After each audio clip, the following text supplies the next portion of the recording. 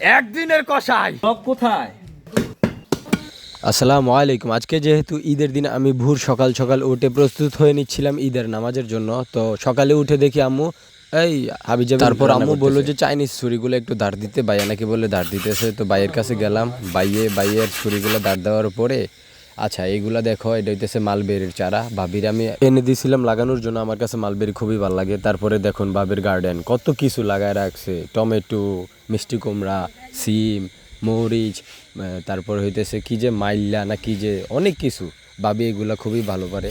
তো আমি ছুরিগুলো একটু ধার দিয়ে নিলাম। তো গরুটা রাখছিলাম বাবু ভাইদের ঘরে, গরুটা বাবু ভাই বলতেছে যে বার করে নিয়ে যা। তো আমি ভাইয়ের কাছে গেছিলাম, ভাই দিয়ে কবরস্থান সাফ করা শুরু করছে। আমি ভাইয়েরা বললাম আসেন গরুটা বাইর করে আনি।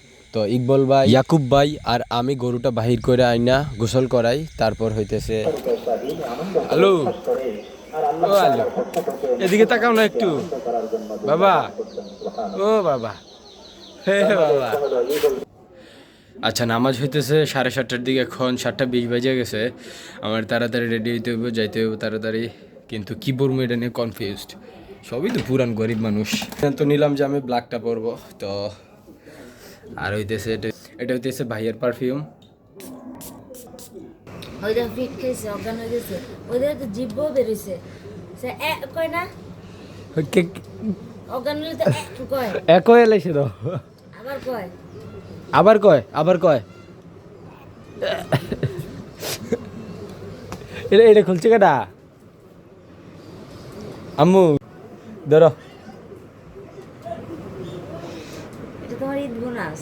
খুশি? পকেটে রেখে দাও, পকেটে মজা খাই ওইটা দিয়ে মজা।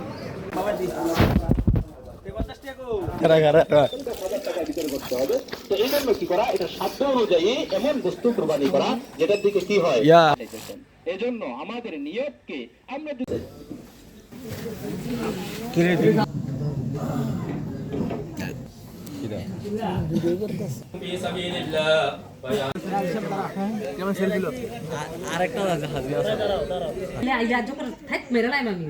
ছেলে হুজুরায় পড়ছে।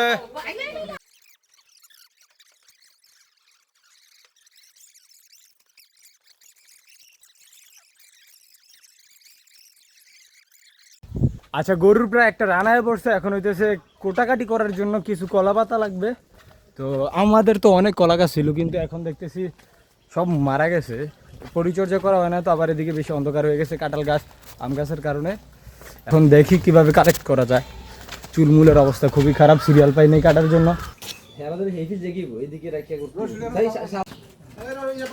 নক্ত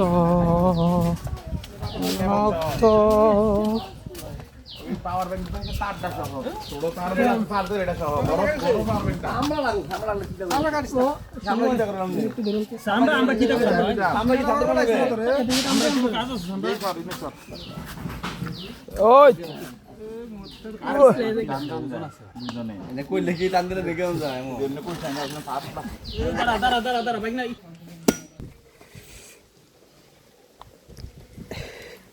আচ্ছা এখন হইতেছে আমার আর সাগর কাকার কাজ কমপ্লিট। আর এদিকে হইতেছে ইকবল ভাই, আমার ভাইয়া রিয়াদ আকাম লইতেছে গরুর মাথাটা নিয়ে পার্সাপার্সি করতেছে।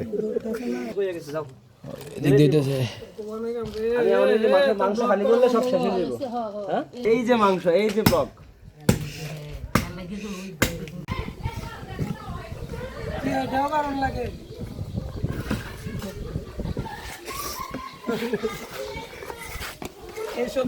দেখো তে কাম করতেছে, তার লাগে আমি ঠান্ডা আনছি, কিন্তু তে আমার কি তা কইতাছে দেখছো এভরিওয়ান।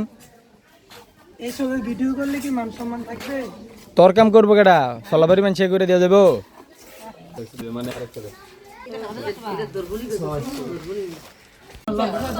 আচ্ছা এখন হইতেছে প্রায় কাজ কমপ্লিটের দিকে, তবে আমার এদিকে মাথাটা বাকি আছে, মাথাটার এখন প্রসেস করতে হইব। এখন হইতেছে আমি যাইতেছি জেরির সাথে, কে কে কুরবানি দেয় নাই তাদেরকে একটু মাংসর ভাগ দিতে।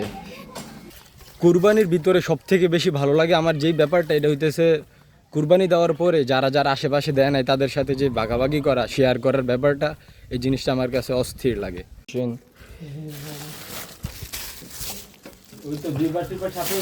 টুকটাক গরুর কাজটা শেষ, এখন হইতেছে আম্মু রান্না করতেছে, আম্মু আর ভাবি, ভাইয়ার আমি গোসল টোসল করে আমি কিছু খাইয়ে নিছি, ভাইয়া খায় নাই। তো এখন হইতেছে একটা সাংবাদিক আসবে, একটু মা বাবার শূন্যতা পূরণ করার মতো কোনো উৎসব এই দুনিয়াতে নেই।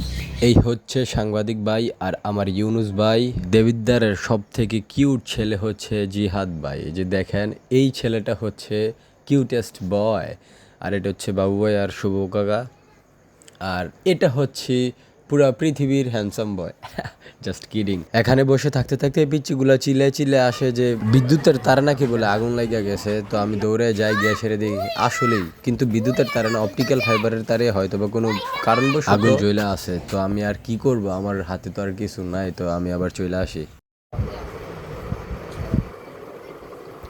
তে সব ঠিক আছে, তে তে তারে কইছি যে, তারে বলছি যে 1.5 সেকেন্ডের জন্য অপেক্ষা করতে, আমি ক্যামেরা ডাউন করতেছি না, তে মুখ দিয়ে আলাইছি, বুঝে তার হয় না।